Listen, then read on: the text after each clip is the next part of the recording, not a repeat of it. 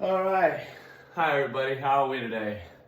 Never mind, I'm talking to my camera right now, so I don't know why I expected to have an actual answer to that. Anyway, today, Sam here, Daily Fit, my trusty little fan. This thing's powerful. Look out. So a lot of times I get a lot of questions regarding diet, and it's very common to get diet questions in the fitness, field, if you will, in a career field such as this one. So, the one I'm going to cover today, because it gets talked about quite often, is intermittent fasting, right? So, intermittent fasting is great. It really is a great thing if you find that you're always overeating or over-consuming calories. And I think I'll make it as simple as I possibly can. So think of, you usually eat 3 meals a day, right? And let's say you've gained weight over the last 5 or so years, just as an arbitrary number. So you eat 3 meals a day, you've done that pretty consistently over the last 5 years, and you've gained weight. Year to year, you've noticed you've gained some weight in that time. Okay, so you add intermittent fasting to your diet. That means that you're taking one meal and just erasing it, right? So what do you think happens? Your calories go down. Most often, at least theoretically, they should be going down, unless you're binge eating for those 2 meals and you just eat everything in sight, which I have also seen. I've done it myself when I've tried my own intermittent fasting type diet. Okay, so if that can help you at least think about it, like intermittent fasting, basically all you're doing is taking an eraser and erasing your breakfast meal away from, or you could even do dinner. I don't know very many people who do it the latter part of the day, but it can also work that way as well. If that works better with your lifestyle, say you work 3rd shift, that might work better with your lifestyle. So think of it that way. That can help. If you can hold yourself to that type of standard, meaning you're not binge eating or your meals aren't just a crazy amount of calories in those meals, then yes, intermittent fasting can work for you very, very well.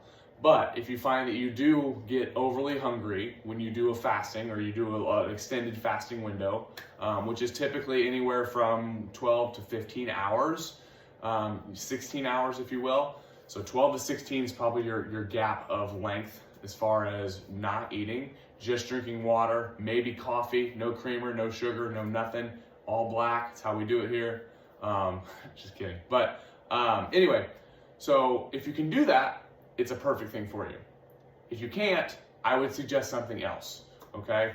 That's the simplest way to kind of break down intermittent fasting. And it can work really well when it comes to exercise and just overall fitness related goals.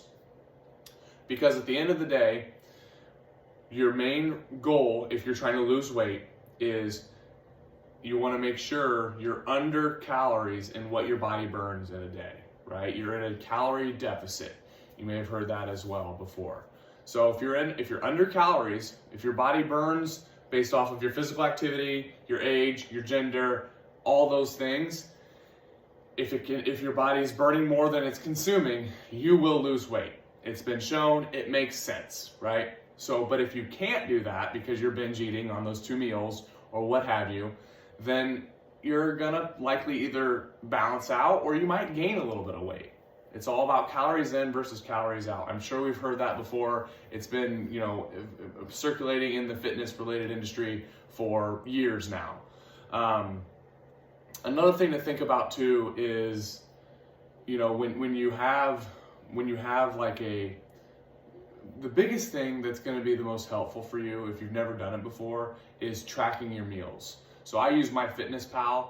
I have my clients use MyFitnessPal, and it works really, really well.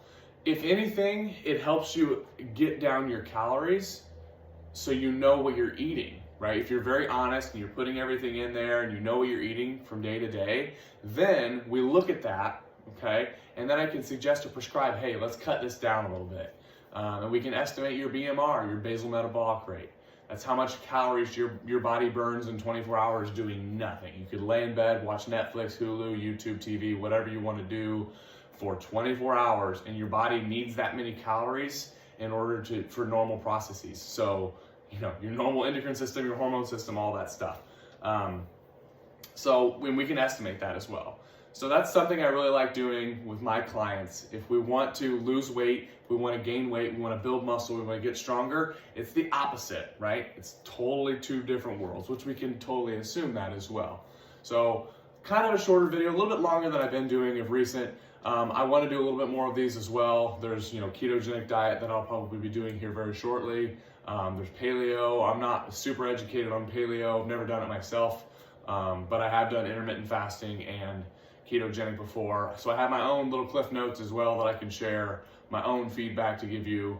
But again, just to kind of give you an umbrella, a little summary is intermittent fasting is great. But you have to make sure you're under in calories if you're trying to lose weight. And if you're trying to gain weight, say you want to build muscle, I would not suggest intermittent fasting. You want to get as many calories split up throughout the day as best as you can, okay? So that's kind of your overall umbrella for the intermittent fasting. So I hope you guys enjoyed. Again, I'll be back with more videos very, very shortly, and I'll be seeing you guys very, very soon. See, I'm getting better with that.